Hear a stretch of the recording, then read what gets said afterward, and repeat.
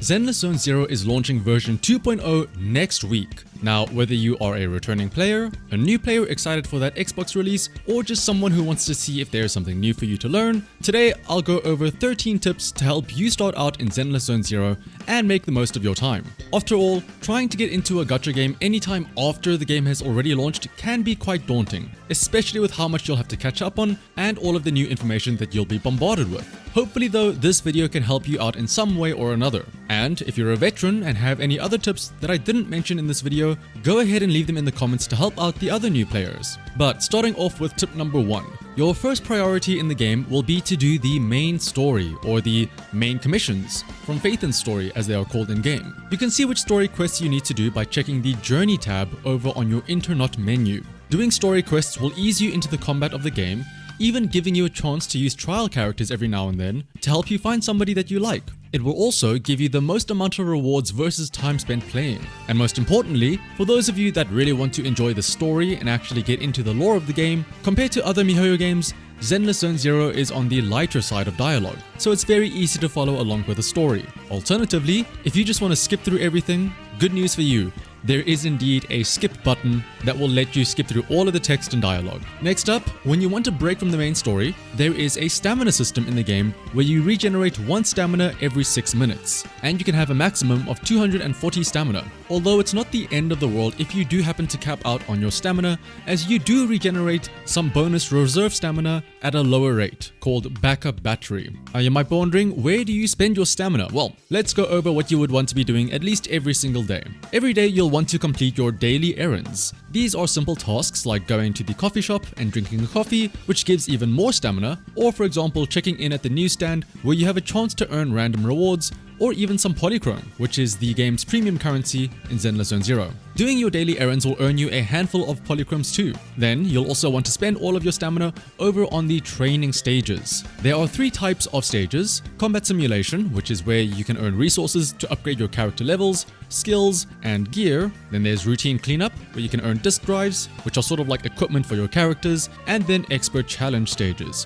which give resources that let you upgrade the special passives for your specific characters. Then, as for what you want to do weekly, coming back to the errands tab, there is also a redo weekly tab, which acts like a bingo board where you can earn more rewards as you fill out the tasks. But don't worry, you should be completing most of these anyway if you are doing your regular daily tasks anyway. Otherwise, over in the combat tab, this is where you can find some of the weekly content. The first is the Notorious Hunt challenges, where each week you get 3 free attempts against various bosses. These bosses drop special materials that are also used in conjunction with the expert challenge drops to upgrade your character's special passives. You can do these Notorious Hunts more than 3 times per week, but after the 3rd, you will need to spend some stamina for them. Next is Hollow Zero, which is like a roguelike mode where you go down branching paths and acquire various gear that alter certain aspects of combat. Doing this every week will of course earn you plenty of rewards and also some free tickets that you can use to instantly claim rewards from the routine cleanup stages for disk drives. And then the next 2 are the weekly rotating endgame modes,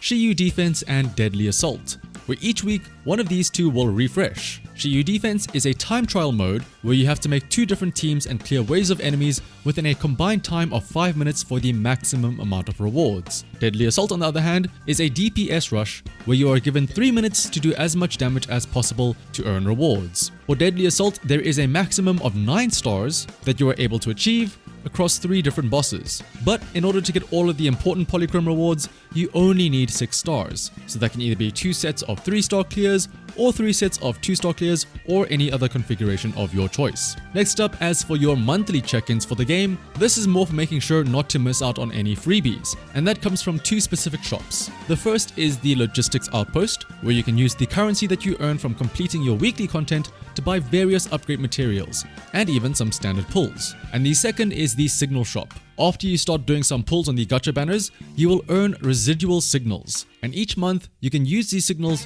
to buy 5 discounted rolls for the standard banner as well as the limited gacha banner. And also, each month 2 A-rank agents are put into the shop where you can directly buy 1 copy of them. Speaking of gacha banners, for those of you new to gacha games, I'll give an explanation of the system. On each banner, you can spend certain currency for a chance of getting something from the banner. Typically, there is a 0.6% chance of getting an S-rank character and a 9.4% chance of getting an A rank character. Now, starting from the bottom, we have the Bangbu banner, which does have slightly higher rates, but that's because this is where you can acquire Bangbus, which are like a bonus support for your team. You earn pulls for this banner by simply playing the game.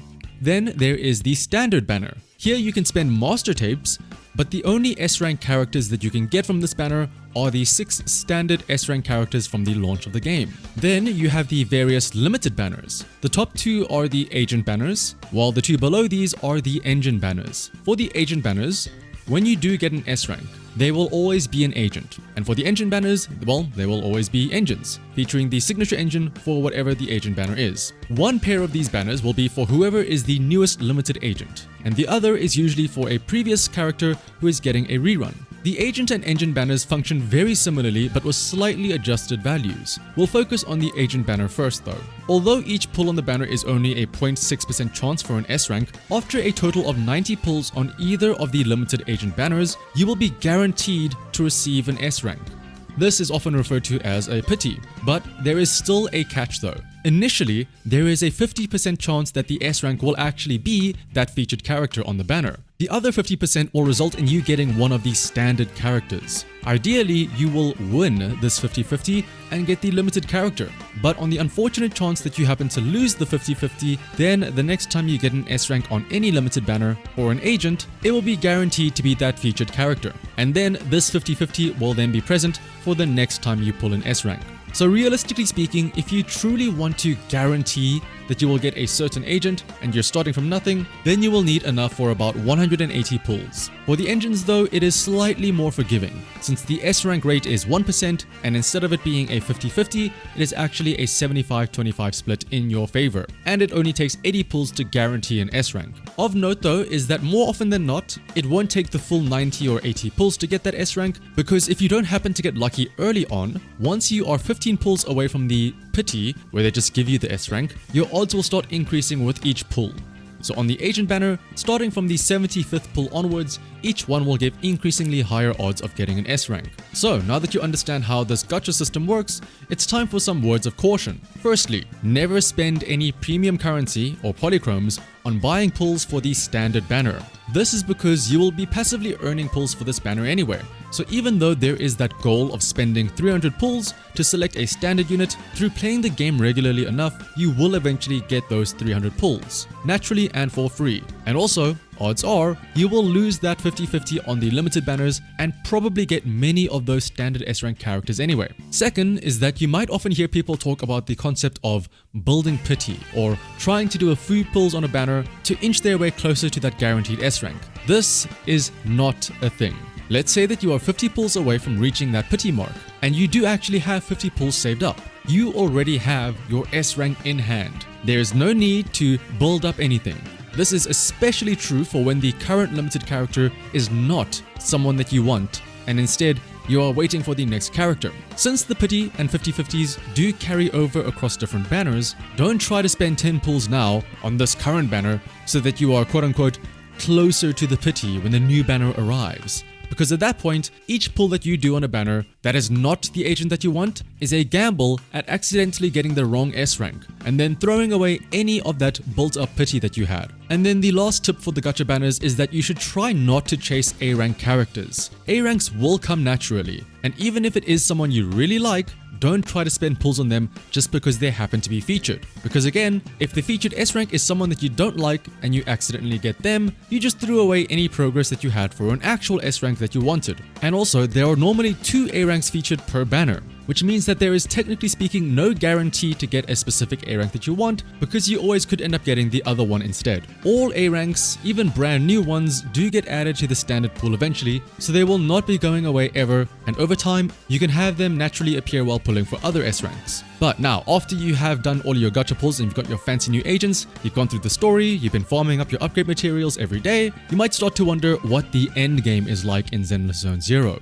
First off, if you go back to that combat tab, there is the simulated battle trial mode, which acts like an endless tower mode, where you take a team up increasingly harder stages with no end. Although realistically, you don't actually have to do that many floors, since after a certain number of floors, you no longer receive polychrome rewards, and it just becomes about bragging rights. What you can do for polychrome rewards though, and what is widely considered the end game of Zenless Zone Zero are the 2 weekly rotating game modes we talked about earlier, Shiyu Defense and Deadly Assault. As a reminder, Shiyu Defense consists of 7 stages, each with a first and second half, where you'll need 2 teams to take on waves of enemies with a specific buff in place, while in Deadly Assault there are 3 bosses and you can make 3 different teams to take them on.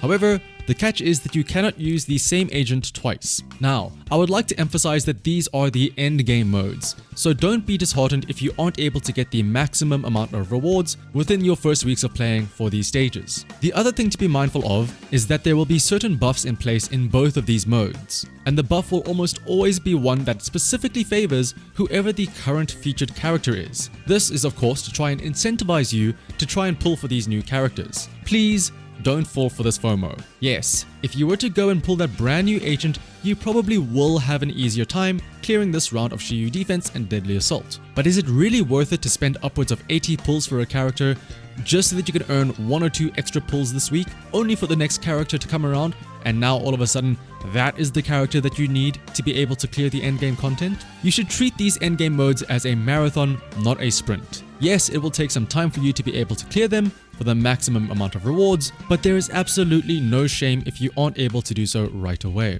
On the topic of how you can get stronger though to take on these endgame modes, there are several ways to increase your agent's strength. The first is through increasing their agent levels, then upgrading their skills, and then lastly upgrading their gear, which consists of discs, which you farm from routine cleanup, or engines which you can either get from the gacha, or some engines that you can actually buy from the gadget shop with farmable items. Your priority for upgrading your agents should be increasing their levels, then upgrading skills, and then lastly, discs. The reason I suggest upgrading your agent levels first, as well as engines, is because upgrading these will give you the biggest guaranteed increase in raw stats. Upgrading your character will also reward you with a handful of standard pulls, and upgrading engines will let you switch those around between different characters. Next is the skills. This includes the core skill, which usually upgrades the main gimmick that a character has. Upgrading these skills may not seem like that much since it might look like the multipliers only increased by a couple of percentage points, but the nice thing is that these upgrades are at least guaranteed. You know that by using up the stamina and resources, you will definitely be getting stronger. On that note though, there are diminishing returns when it comes to upgrading skills since they get more and more expensive.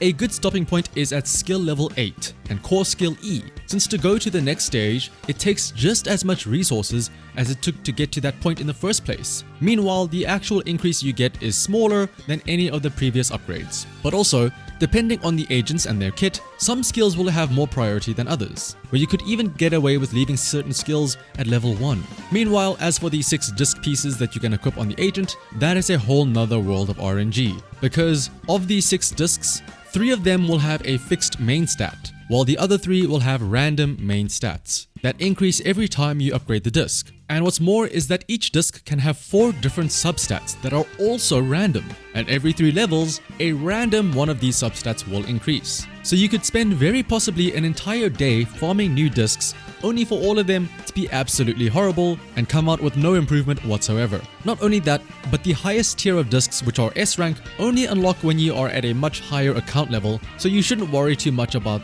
the B rank and A rank discs that you get along the way. In the early days of the game, you should simply settle for getting a full set of S-rank discs, and as long as you have the correct main stat on the 3 specific discs on the right side and that they are all level 15, you will be fine. Later on, when you do try to start min-maxing various substats that you get from the discs, when building your characters and looking at their stats, you might be wondering, is this stat high enough or is this good enough? But I want to bear in mind that simply looking at this stat screen in the menus doesn't paint the whole picture. Once you are actually in battle, there could be lots of other stat boosting effects that are taking place. As an example, Evelyn here looks like she only has 60% crit rate in the menu, which seems alright. Some of you might think that that's a bit low, but once she is in battle though, there is a part of her kit that gives her a near permanent 25% crit rate. So in reality, she could have something like 85% crit rate. As for the last few tips, like I mentioned, I understand what it can be like to be a new player stepping into a gacha game that's already a year into its lifespan. There can be a lot of things happening at once, not just in-game, but outside of the game as well. And for upcoming stuff, it can get overwhelming trying to keep up. So now is where I get to shill myself and say that if you want to stay up to date on everything happening in Zenless Zone Zero, you should definitely consider subscribing to the channel because I post weekly updates to help keep you informed about what is coming inside and outside of the game. And then lastly, and arguably the most important tip, is that you should pull for who you like and not necessarily who is meta. Unless of course what you like is whoever is the most meta characters, but at the end of the day this is a game. And you should be having fun, which means playing the characters that you like. Now, that being said, if you are the type of player who likes to plan your pulls on who you think will be the most meta, or who can help you clear the most content, that is also perfectly valid. After all, clearing more content faster will also give you more time to have fun doing other stuff too. And what is the most valuable resource of all if not time? And there are definitely some characters to keep an eye out for in that case when it comes to having the strongest or the best value for your account. For example, Miyabi or the upcoming Astra Yao, arguably the best DPS and support agents in the game respectively. But if you'd like to know more, once again, subscribe to the channel because I do also regularly post character guides and I do have some videos planned on who should new players be pulling to help them kickstart their new accounts. But those were 13 tips on how to get a good start in Zenless Zone Zero and to make sure that you can hit the ground running. Hopefully if you are a new or returning player, you found these helpful, or even if you are an older player, maybe you learned something new today. And like I said, if you think that there are any other important tips that I may have left out, please feel free to leave them down in the comments below to help out our new fellow proxies in the world of New Eridu. Otherwise, thank you all for watching, and hopefully I will see you all soon once patch 2.0 of Zenless Zone Zero comes out next week. Until then though, thank you all for watching. As always, liking, commenting and subscribing is greatly appreciated. But for now, bye bye!